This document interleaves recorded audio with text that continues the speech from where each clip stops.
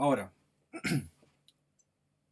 algo que es tremendamente importante en los carbohidratos es cómo los carbohidratos en la práctica tienden a estar en solución. ¿Ok? Aunque nosotros estamos dibujando los carbohidratos como estructuras lineales, en la práctica los carbohidratos tienden a no estar en esta estructura lineal y tienden a producir una ciclación intramolecular en donde uno de los OH de la estructura del carbohidrato ataca al carbono del aldehído para formar un hemiacetal. Los hemiacetales son carbonos, son funciones químicas en donde un carbono tiene un grupo éter por un lado y tiene un grupo OH por el otro. Recordemos que los acetales, por otro lado, son átomos de carbono en donde dos carbonos, o sea, hay dos grupos éter unidos al mismo carbono. ¿Okay? Entonces, estos hemiacetales son compuestos relativamente inestables. Se forman en equilibrio entre el alcohol y el aldehído, en este caso ambas funciones están unidas en la misma molécula, para formar el, el carbono, el acetal, el hemiacetal en este caso, pero siempre están en equilibrio. Es decir, la formación es reversible, se forman y se rompen continuamente y están en equilibrio en la solución. Ese equilibrio en soluciones acuosas normalmente está desplazado considerablemente hacia el hemiacetal. Y de ahí que sea tan importante en términos estructurales entender la formación de estos hemiacetales porque su propiedad química y su propiedad biológica va a estar relacionada a cómo esta molécula está tridimensionalmente en solución. ¿Okay? Eso por un lado. Y segundo, porque la formación de los hemiacetales precede a la formación de acetales, que son moléculas, ¿no es cierto?, que ya no son reversibles, requieren de una reacción mucho más energética para volver y por lo tanto, una vez que se forman, tienden a ser estables en solución acuosa, por lo cual normalmente requieren una reacción enzimática para romper ese acetal que se formó, normalmente también asistido, catalizado por una enzima, y por lo tanto la formación de estos acetales tiende, ¿no es cierto?, a estar presente en los sistemas biológicos y por lo tanto es súper importante entender la formación del hemiacetal y después luego el del acetal. ¿Okay? Ahora, ¿cuáles son los hemiacetales que se pueden formar? En la práctica, por una cosa termodinámica, los ciclos que se van a formar de forma espontánea en solución son ciclos de 5 y de 6, porque estas ciclaciones intramoleculares de 5 y 6 son un equilibrio entre la probabilidad de que estas dos partes de la molécula choquen espontáneamente dentro de las libertades, ¿no es cierto?, que tiene de movimiento la molécula, de sus grados de libertad, y, ¿no es cierto?, esa probabilidad y la, digamos, energía potencial que se encuentra en la formación de un ciclo. Siempre hay que recordar de que cuando yo formo un ciclo, estoy llevando los enlaces a una orientación que no necesariamente es la normal. Y por lo tanto, ciclos muy pequeños, aunque tienen mucha probabilidad de que los grupos se junten, están guardando mucha energía potencial y por lo tanto son termodinámicamente poco favorables. Cuando yo tengo ciclos mucho más grandes, ese estreñimiento ya se disipa, pero la probabilidad de que dos grupos que están muy lejanos en una estructura lineal choquen por su grado de libertad empieza a ser cada vez menor y en términos ya de entropía empieza a ser mucho menos probable la formación y las reacciones tampoco suceden. Entonces, entre 5 y 6 es donde se producen de forma natural y es como nosotros normalmente encontramos los carbohidratos formando hemiacetales y también acetales más adelante. Entonces, como les decía, ¿cómo se forma el hemiacetal? Por un ataque nucleofílico de uno de los oxígenos para formar el M-acetal hacia el carbonilo. Ahora, ¿qué OH? Porque cuando nosotros tenemos un carbohidrato, cada uno de los carbonos que viene después del aldehído, todos tienen un OH.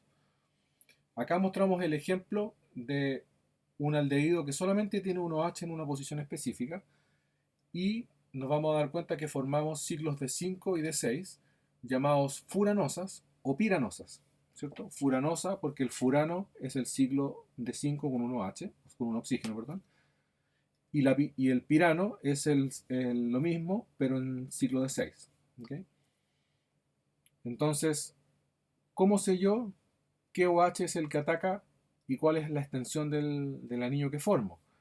Contando los átomos, ¿no es cierto? Por ejemplo, en el 4-hidroxibutanal, que está el ejemplo de arriba, nosotros tenemos el ataque de un OH que está en el carbono 4 de la cadena.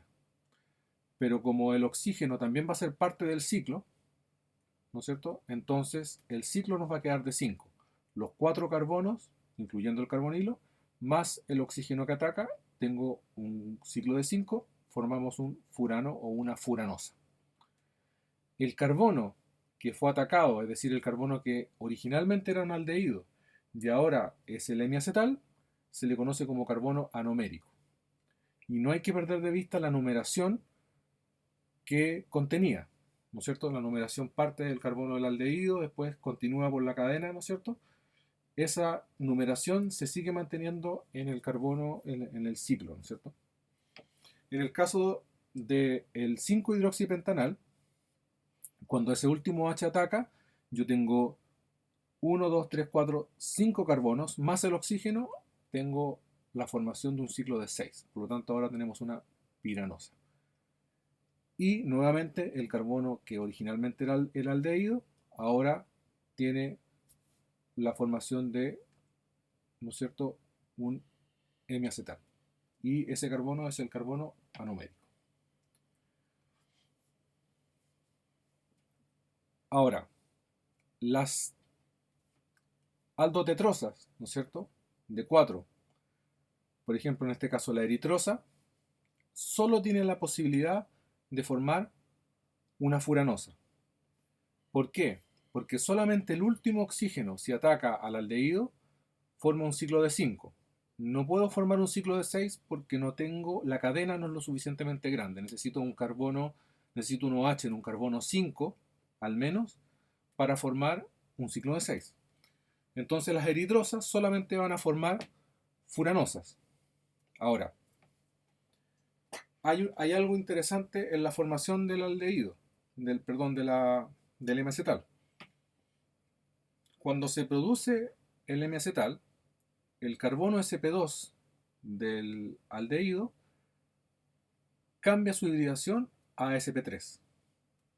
Y al cambiar de hibridación a sp3, tiene una estructura tetraédrica ahora. Y esa estructura tetraédrica, por el tipo de grupos que tiene, pasa a ser un centro asimétrico.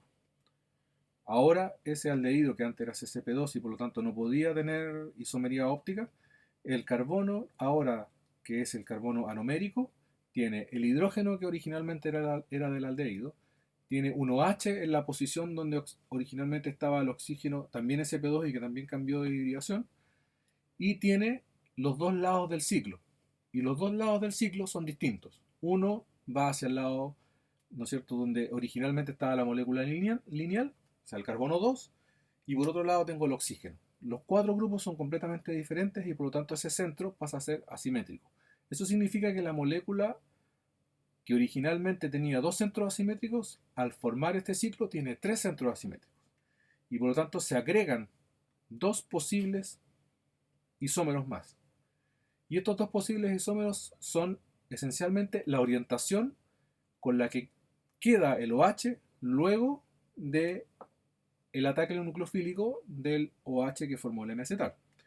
Entonces, abajo podemos ver que si el oxígeno ataca al grupo carbonilo de manera que el OH del oxígeno del aldehído queda mirando hacia abajo en esta orientación que tenemos ahí, vamos a tener un isómero, y si el OH queda con la orientación contraria, vamos a tener otro isómero.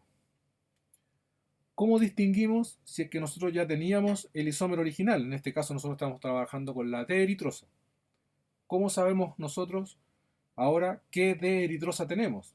Si tenemos dos posibles isómeros. Lo que se hace es hacer una relación, ¿no es cierto?, de orientación entre el OH del carbono anomérico, el que se formó recién, y el OH del carbono con el cual nosotros normalmente indicamos si es D o L, que va, en este caso tiene el carbono 3. Ambos están marcados con rojo. Cuando la orientación es la misma, decimos que esta furanosa que se formó es una alfa furanosa. Y cuando la orientación es la contraria, decimos que es una beta furanosa. Entonces, para la misma D-eritrosa, podemos, una vez que forman furanosas, podemos formar la alfa D-eritrofuranosa o la beta D-eritrofuranosa. Dos moléculas que son diastereoisómeros entre sí y por lo tanto pueden tener propiedades completamente diferentes, y si eventualmente forman acetales, van a estar formando acetales formando grupos completamente distintos, ¿okay?, desde el punto de vista químico y normalmente también biológico. En el caso de la ribosa, la extensión de la cadena nos permite ahora formar tanto furanosas como piranosas. Es decir, la ribosa, en este caso la D-ribosa, tiene ambas posibilidades. Si el OH que ataca para formar el hemiacetal es el OH que está unido al carbono 4, entonces vamos a tener una furanosa. Y vamos a tener un grupo en el carbono 4 extra, el CH2OH, que antes era solamente un hidrógeno, en el caso de la eritrosa. Ahora, hay que tener ojo con la orientación de este grupo una vez que formé la estructura del hemiacetal. Porque en este caso, el OH del carbono 4 es también el OH que tenemos que visualizar para ver si estamos formando una alfa o una beta furanosa. Entonces, recordar, por ejemplo, que en este caso, cuando yo giro la molécula y comienzo la ciclación, antes de girar el enlace entre el carbono 3 y el carbono 4 para orientar el OH en una posición en la cual pueda formar el hemiacetal, ese OH estaba mirando hacia abajo. Entonces, una vez que yo lo giro, el oxígeno toma la orientación que le corresponde dentro del ciclo. Yo ahora puedo visualizar, ¿no es cierto?, dónde quedó este CH2OH. Quedó mirando hacia arriba en el carbono 5. Y cuando formo las dos furanosas, la furanosa que tiene el OH hacia arriba tiene la orientación contraria con el OH que originalmente era el OH que estaba mirando hacia abajo. Por lo tanto, es una beta de ribofuranosa. La que tiene el OH mirando hacia abajo tiene la misma orientación del OH original, mirando hacia abajo, es una alfa de ribofuranosa. Directamente en la molécula ciclada, eso no lo puedo ver directamente porque ese oxígeno ahora ya no está mirando ni hacia arriba ni hacia abajo, sino que está dentro del ciclo, formando el ciclo, y se pierde. Por lo tanto, cuando yo hago la reorientación para formar el ciclo, tengo que considerar, recordar hacia dónde estaba ese OH. Ahora, un truco que se puede utilizar es que en la práctica todas las carbohidratos D, cuando están en la proyección de Fischer, tienen ese último OH, que es el importante, mirando hacia la derecha. En la proyección de Fischer, donde el aldehído está arriba, el carbono 1, y después vamos hacia abajo. Está siempre mirando hacia la derecha. Cuando yo lo giro para formar el ciclo, ese OH que estaba mirando hacia la derecha, la proyección de Fischer, ojo, se pierde cuando yo giro en 90 grados. Ese OH queda mirando hacia abajo y por lo tanto siempre en todas las carbohidratos D, ese OH está mirando hacia abajo.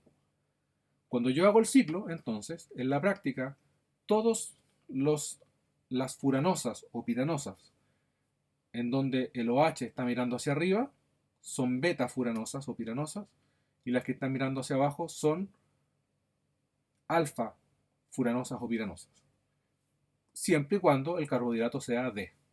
Si el carbohidrato es L, entonces es al revés.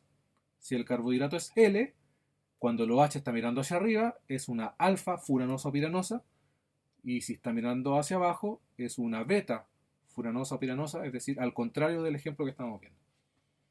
Eso es algo que se puede usar como ayuda a memoria, pero siempre es más fiable recordar o visualizarlo en la estructura cuando estoy haciendo el procedimiento de ciclación.